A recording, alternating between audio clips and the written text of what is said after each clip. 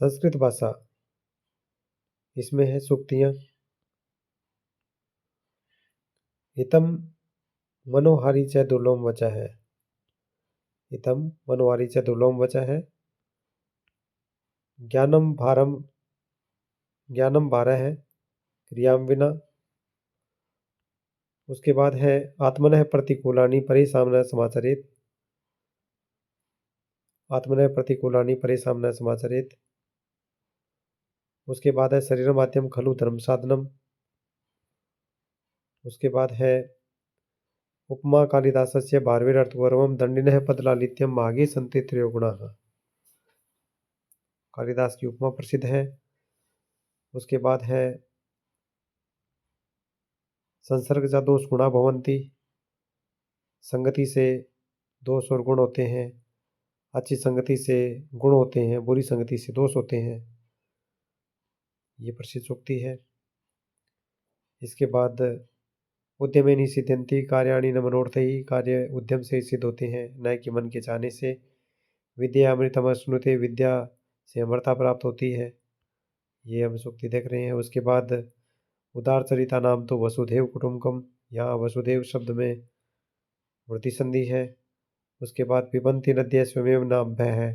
नदियाँ अपना पानी खुद नहीं पीती हैं। साहसे स्त्री प्रतिवसति, साहस में लक्ष्मी निवास करती है। श्रद्धावान लभते ज्ञानम, श्रद्धावान ज्ञान प्राप्त करता है। धीरा निश्चयार्थार्थ न विरमन्ति। धीरवान पुरुष निश्चय किए हुए लक्ष्य से नहीं रुकते हैं। उसके बाद सत्संगति कथय किम न करोति पुंसाम। सत्संगति कहिए व्यक्तियों के लिए, मनुष्यों के लिए क्या नहीं करती है। उसके बाद है जननी जन्मभूमि से स्वर्गादपि गरीयसी। माता और जन्मभूमि स्वर्ग से भी बढ़कर हैं। स्वर्गादपि लिखा हुआ है। न ही ज्ञानेन सदृशम पवित्रम ही विद्यते। ज्ञान के समान यहाँ कुछ भी पवित्र नहीं है। सबसे पवित्र ज्ञान ही है। सर्वे गुणा कांचनम आश्रियंती। सोने के सभी गुण जो है वो सोने का ही सहारा लेते हैं। संगे शक्ति कलयुगे। कलयुग में संगठन में ही शक्ति होती है। दुर्बलस्य बलम राजा। कमजोर व्यक्ति का बल जो है वो राजा ही होता है। काव्य शास्त्र विनोदेन कालो गच्छति धीमताम। काव्य शास्त्र के विनोद से बुद्धिमान व्यक्तियों का समय बीतता है। अहिंसा परमो धर्म है। अहिंसा सबसे बड़ा धर्म है। स्वदेशी पूज्यते राजा। अपने देश में राजा पूजा जाता है। विद्वान सर्वत्र पूज्यते। विद्वान हर जगह पूजा जाता है। इस तरह से ये सूक्तियाँ हैं। समय ज्ञान में सपाद सभा के लिए आता है। यहाँ हम देख रहे हैं कि 12:45 इसको पादोनेक वादनम लिखा जाएगा। आप इसको 12:45 समझ लेना। 12:45 से फिर आपका सही उत्तर हो जाएगा। जिससे अपने हिंदी में बोलते हैं उस तरह से हम समय को ले लेंगे तो हमारा उत्तर सही हो जाएगा।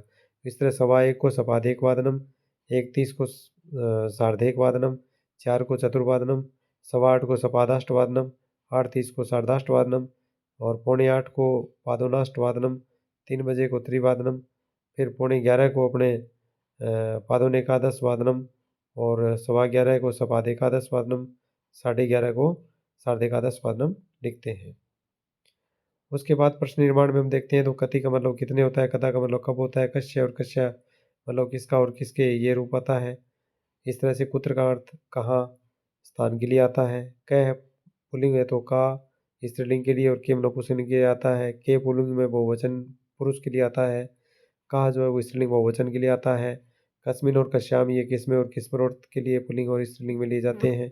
कस्मई पुल्लिंग के लिए आएगा, चतुर्थी में एक वचन में होता है। मैं में मई मैन होता है ना, तो यहाँ पर भी कस्मई आता है।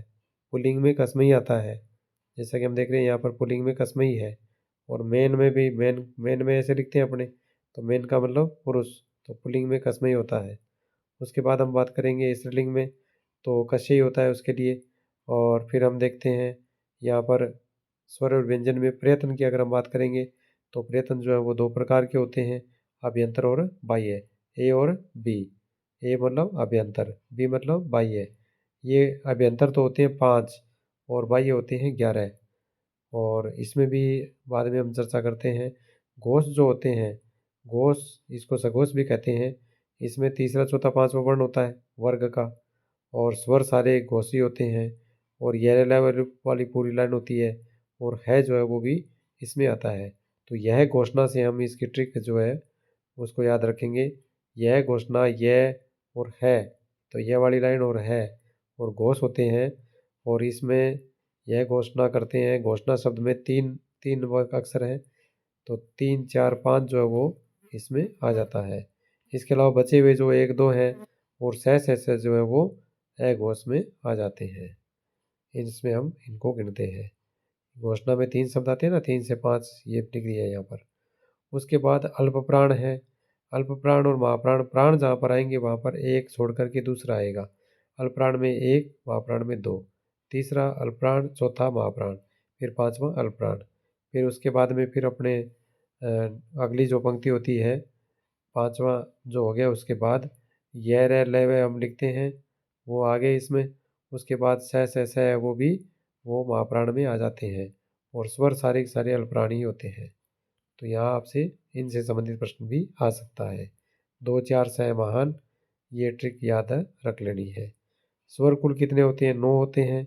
ह्रस्व होते हैं इसमें 5, ए ई ओ री, और दीर्घ जो होते हैं वो 4, ए ओ ऐ ओ। ये क्रम से रहते हैं, इसलिए इसी क्रम से माहेश्वर सूत्रों के हिसाब से लिखा गया है। इसी में भेद इनके पूछते हैं स्वरों के, तो जो शुरुआत वाले 4 हैं, ए ई ओ री, ये तो होते हैं 18-18 प्रकार के। इनके भेद 18-18 होते हैं।